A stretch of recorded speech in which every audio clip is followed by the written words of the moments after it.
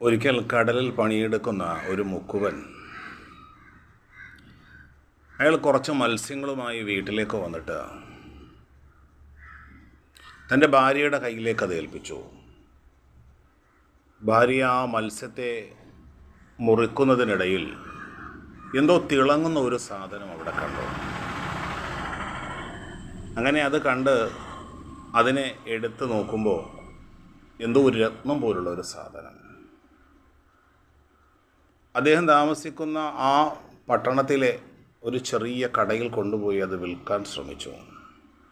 അതങ്ങനെ അദ്ദേഹം ഉരച്ചു നോക്കിയിട്ട് പറഞ്ഞു, ഇതിന് വില തരാൻ എൻ്റെ കൈവശം ക്യാഷില്ല. നിങ്ങൾ ഏതെങ്കിലും വലിയ ഷോപ്പിലേക്ക് കൊണ്ടുപോവുകയാണെങ്കിൽ ഇതിനുള്ള ക്യാഷ് എവിടെ നിന്ന് കിട്ടും? അങ്ങനെ വലിയ ഒരു ഷോപ്പിലേക്ക് കൊണ്ടുപോയിട്ട് ഇതിൻ്റെ വില ചോദിച്ച് വിൽക്കാൻ വേണ്ടി ശ്രമിക്കുമ്പോൾ അദ്ദേഹം പറഞ്ഞു, ഈ കാണുന്ന നഗരഹൃദയത്തിലെ ഒരു കച്ചവടക്കാർക്ക് ഇത് എടുക്കാൻ കഴിയില്ല. നിങ്ങൾ കൊട്ടാരത്തിലെ രാജാവിൻ്റെ അടുക്കിലേക്ക് കൊണ്ടുപോകണം. രാജകൊട്ടാരത്തിലേക്ക് കൊണ്ടുവന്ന് രാജാവിനെ കാണിക്കുമ്പോൾ രാജാവ് അത് ഉരച്ചു നോക്കിയിട്ട് അതിൻ്റെ വല്ലാത്ത അത്ഭുതത്തോടു കൂടി പറഞ്ഞു, എൻ്റെ ഖജനാവിലേക്ക് പ്രവേശിച്ചിട്ട് താങ്കൾക്ക് ഞാൻ ഒരു 6 മണിക്കൂർ തരാം, ആവശ്യമുള്ളതൊക്കെ എടുത്തോ. കൊട്ടാരത്തിൻ്റെ ഉള്ളിലേക്ക് കയറി അദ്ദേഹം വിലപിടിപ്പുള്ള രത്നങ്ങളും വജ്രവും വൈഡൂര്യവും സ്വർണവും ഒക്കെ കണ്ടു. മറ്റൊരറയിൽ ഭക്ഷണവും മറ്റ് ലോകത്ത് കണ്ടിട്ടില്ലാത്ത ഭക്ഷ്യവിഭവങ്ങളും, മറ്റൊരറയിൽ സുഖകരമായി വിശ്രമിക്കാനുള്ള അവസ്ഥയും. ഇത് കണ്ടിട്ട് ആ മനുഷ്യൻ ഭക്ഷണം വയറുവാരി നിറയെ കഴിച്ചിട്ട് ആ ബെഡിൽ സുഖകരമായി ഒന്നുറങ്ങി. ഉറക്കമാണ്ടുപോയി.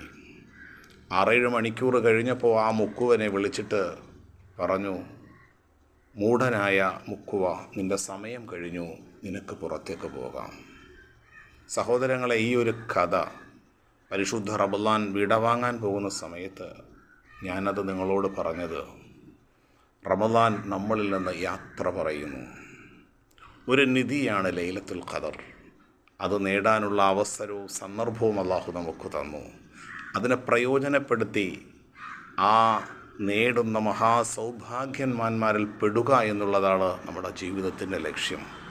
പലപ്പോഴും ഈ ജീവിതത്തിൻ്റെ ലക്ഷ്യത്തിൽ ആ മുക്കുവൻ അപകടപ്പെട്ടതുപോലെ ദുനിയാവിൻ്റെ ആഡംബരങ്ങളിലും റമളാനിൻ്റെ അവസാനത്തെ സമയം ഷോപ്പിങ്ങിലും പർച്ചേസിങ്ങിലും പെരുന്നാൾ വിഭവങ്ങൾ സമാഹരിക്കുന്നതിലും നമ്മുടെ മനസ്സും നമ്മുടെ ജീവിതവും മാറിപ്പോകാതെ നമ്മുടെ മരണത്തെക്കുറിച്ച്, നമ്മുടെ പരലോകത്തെക്കുറിച്ച് ചിന്തിക്കണം.